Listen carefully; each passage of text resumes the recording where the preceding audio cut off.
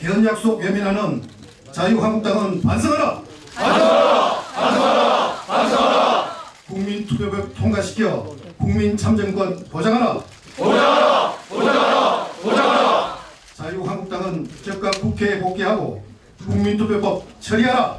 처리하라! 처리하라! 처리하라! 국민투표법 통과시켜 국민 참정권 보장하라! 보장하라! 보장하라! 보장하라! 자유한국당은 즉각 국회에 복귀하여 국민투표법 처리하라! 처리하라! 처리하라! 처리하라! 전시 후에 국회 주변을 그랬더니 봄맞이 벚꽃 구경을 하러 온 시민들이 많이 보이셨습니다. 가족, 연인, 친구들과 함께 활짝 웃는 그 분들을 보면서 봄꽃 과제를 수행해야 되는 국회를 지나갈 때 우리 시민들이 매우 안타깝게 생각할 거라는 생각이 들었습니다. 제발 국회는 밥값을 좀 해야 됩니다. 야당 의원님들도 밥값을 좀 해주시기 바랍니다. 우리 더불어민주당 의원님들이 들고 계시는 이 손팻말은 위헌 국민투표법 즉각 개정입니다. 위헌 상태를 방치하고 국회가 입법을 하지 않음으로써 재외 국민들의 참정권이 박탈되는 그런 결과를 낳고 있습니다. 밥값도 하지 못하는 국회. 지난번 대통령 발의의 헌법안이 나왔을 때도 제왕적 개헌이다 이렇게 호들갑을 떨었지만 정작 15개월이 지나도록 개헌 논의를 진정성 있게 전혀 하지 않고 발목만 잡고 정작 개헌할 마음은 없는, 어떻게 하든지 대통령 발목을 잡아보겠다는 그런 심보만 보이고 있는 야당들에 대해서 국민은 이제 참을 수 있는, 더 이상 참을 수 없는, 눈뜨고 볼 수 없는 한계치에 도달한 것 같습니다. 이번 4월 국회는 어쩌면 6월 지방선거를 앞두고 마지막 국회일 것 같습니다. 민생의 급한 불을 꺼야 하지 않겠습니까? 청년 일자리 심각한 지경입니다. 고용위기에 놓인 지방 6개 도시에 대해서도 빨리 예산을 적시에 내려주어야 할 것입니다. 그래서 청년 일자리 추경 2조 9천억, 1조 원 고용위기 지역에 내려보내는 그 돈을 자유한국당이 국회를 보이콧하면서 막겠다 하는 것은 아직도 정신을 차리지 못한 야당 의원들에 대해서 이제 민심의 매서운 회초리가 기다리고 있을 뿐이라는 것을 엄중히 경고를 하지 않을 수가 없습니다. 4월에는 남북 정상회담 4월 27일로 정해져 있고, 남북 정상회담이 성공적으로 잘 마무리되면 또 그 다음에는 북미 정상회담이 예정돼 있고, 6월에는 이 국민투표법을 개정을 해서 헌법 개정 약속도 이행을 해야 되는 것이고, 또 지방선거도 잘 마무리해야 되는 것입니다. 우리 앞에 놓인 과제가 산적해 있습니다. 이렇게 산더미처럼 밀려있는 이 과제를 우리는 따박따박 국민들께 성실하고 착실하게 이행하는 모습을 잘 보여주시기 바랍니다. 이제 여러분, 어제도 심야까지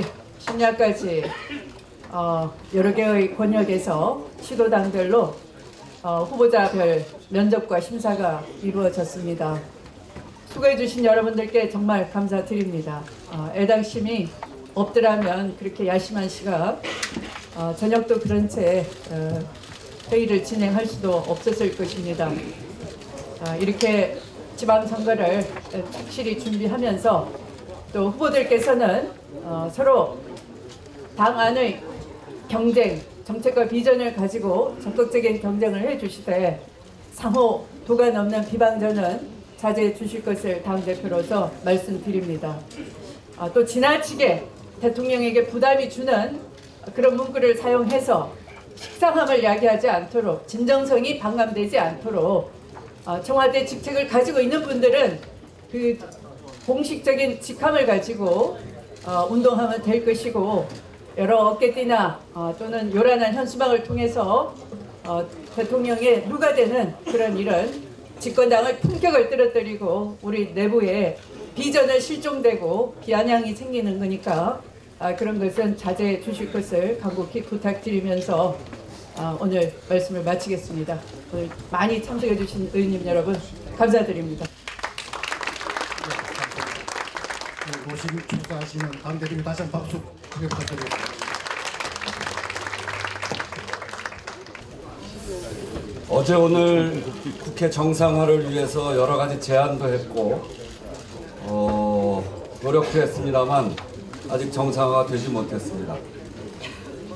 어제 오늘 미세먼지가 다 날아갔는데 국회만큼은 미세먼지가 꽉 끼어 있어서 한치 앞을 보기 어려운 상황이 되어 있음을 먼저 보고드립니다. 이번 4월 정기국회는 사실은 그동안 관례대로 수석 부대표들이 일정을 합의해서 발표까지 하고 그리고 본회의에서 그거를 의결하려고 했는데 느닷없이 방송법을 들고 나와서 방송법을 이번에 4월 달에 개정하지 않으면 그러면 국회를 못하겠다 이렇게 하면서 지난 2일 본회의가 무산이 된 것입니다. 그래서 방송법 부분, 방송법의 본질은 이런 거 아니겠습니까? 지난 10년, 9년 동안 방송을 국정농단 세력들이 장악하고 국정농단 방송으로 만들려고 해온 것을 우리가 최소한 막기 위해서 그래서 특별다수제 법안을 낸 것입니다. 그리고 정권 교체가 됐습니다. 그 방송법을 저희는 이제 완전히 국민에게 돌려드리자 하는 취지의 생각을 갖고 있고 그래서 방송의 지배구조를 이제 정당이 손대지 말고 완전히 국민과 시민의 품으로 돌려드리자는 취지를 갖고 있는데 그것을 그렇게 하지 말고 우리가 낸 법안, 야당 때 낸 법안대로 하자는 겁니다. 그거는 정권이 바뀌자 그때 국정농단 그 세력이 하고 있었던 방송 그것이 마음대로 되지 않으니까 최소한 지금 야당이 최소한의 권력을 방송에 행사하겠다라는 것입니다. 저희는 이 부분에 대해서 이제는 방송의 공정성, 공익성 그리고 독립성을 확보하기 위해서 지배구조를 완전히 개선하자는 것이고요. 그 법안이 이미 국회에 제출되어 있습니다. 그 제출된 것을 가지고 심의해서 결론이 나오면 4월 중으로 더 처리하자.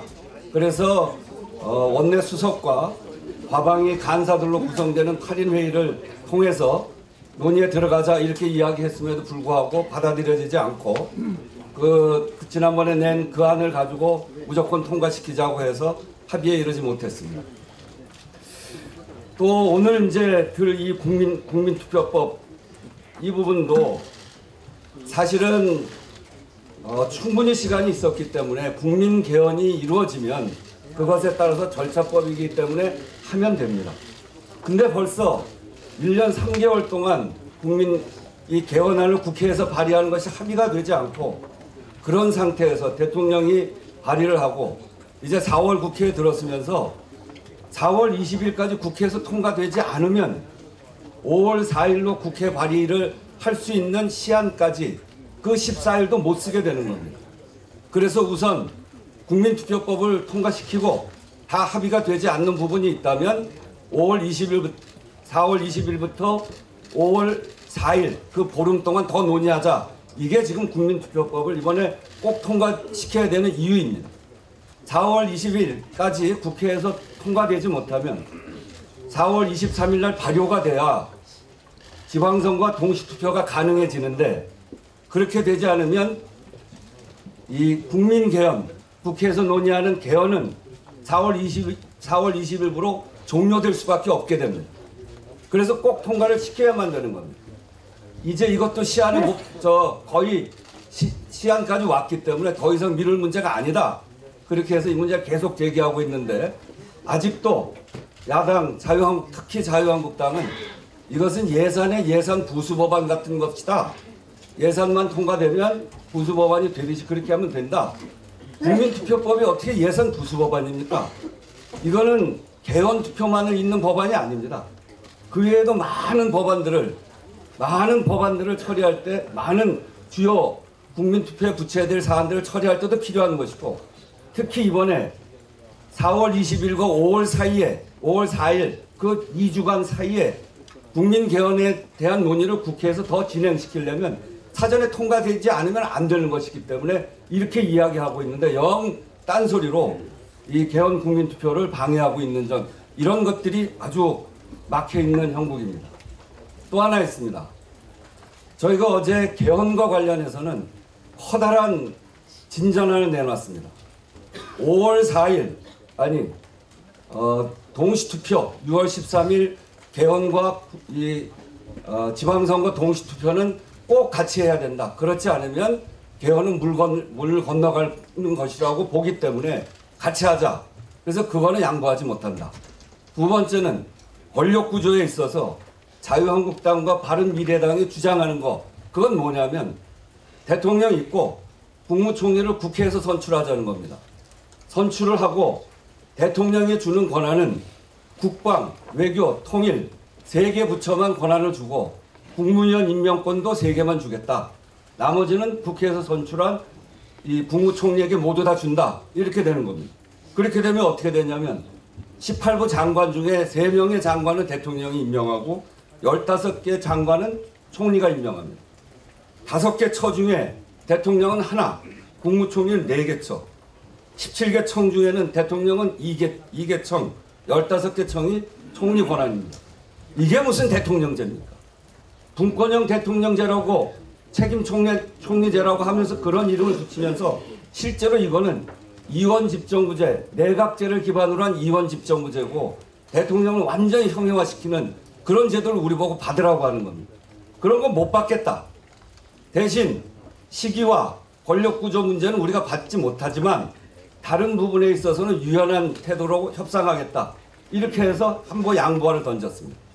그랬더니 오늘 반응은 그거 아니면 안 된다. 그거 바꾸기 위해서 개헌하자고 하는 건데 그거 아니면 국회에서 선출해서 이렇게 나머지 모든 권한을 총리한테 주는 거 아니면 못한다.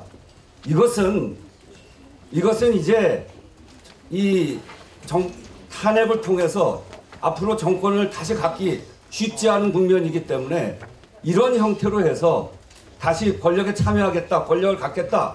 이것의 다른 이야기가 아니라고 저는 생각합니다. 그래서 이거 받을 수가 없습니다.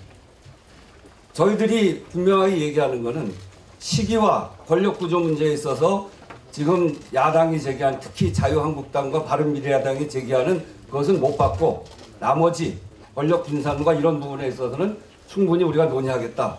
이런 말이고요. 그리고 연동형 비례대표제와 대통령 결선 투표제를 하면 다당제 구도가 되고 결선 투표제 하는 과정에 정당 간에 연정이 당연히 만들어집니다. 우리 역사에 그런 예가 있지 않습니까? 김대중 대통령, 김종필 총리, DJP 연합이 실질적으로 그런 것이었고요. 그 과정에 김종필 총리가 책임 총리로서 역할을 했던 것이고, 그래서 이런 대안을 갖고 이야기함에도 불구하고 안 되고 있습니다. 국회의장 그럼에도 불구하고 4월 국회는 지방선거를 앞두고 너무너무나 중요한 민생 법안들이 있고 이런 것들을 정말 처리하자고 호소했습니다. 사실 저는 4월 국회가 저로서는 원내대표로서 마지막 국회이기 때문에 정말 소중합니다. 제가 원내대표 하면서 제가 이야기했던 게 바로 이런 점 아닙니까? 제가 해왔던 을지로위원회 그 많은 민생 법안들, 상가임대차 보호법, 중소기업 중소상인 저가법정 특별법, 그리고 이 건설 근로자 비정규직, 이렇게 자영업 또 중소기업 그리고 비정규직 이런 사람들 위해서 처리해야 될 법안이 아직도 산적하기 때문에 이번 4월 국회에서 마지막 국회에서 꼭 해보고 싶은 마음으로 이런저런 양보를 해가면서 하고 있는데 너무나 이렇게 방해를 하고 있습니다. 저는 그거를 정말 이해가 되지 않습니다. 저는 그래서 곰곰이 생각해 봤는데 저분들은 추경과 개헌 논의를 중단시켜서 그거 안 하면서 홍문종 체포동의안 와 있는 홍문종 의원의 방탄국회를 실질적으로 하기 시작한 거 아닌가 하는 의심을 가질 수밖에 없습니다. 그런 점에서 정말 그런 것이 아니라면 우리의 제안이 적극적인 제안에 대해서 야당들이 수용하시고 그리고 우리도 그런 부분 방송법에 있어서도 정말 국민들에게 돌려드리고 방송의 공정성, 공익성, 독립성을 확보하는 차제 이번에 제대로 그렇게 해보자는 겁니다. 그렇게 해서 정권이 바뀌더라도 변하지 않는 지배구조를 만들 수 있도록 노력하는데 저희들이 갖고 있는 기득권을 다 내려놓고 하겠다는 겁니다. 우리도 이사나 이런 부분에 추천하지 않겠다는 겁니다. 그런 점에서 이런 적극적인 제안에 대해서 야당이 수용하시고 그리고 4월 국회에 동참해 주기를 요청하는 바입니다. 자세한 내용은 박홍근 수석이 더 보고 드리도록 하겠습니다. 이상입니다.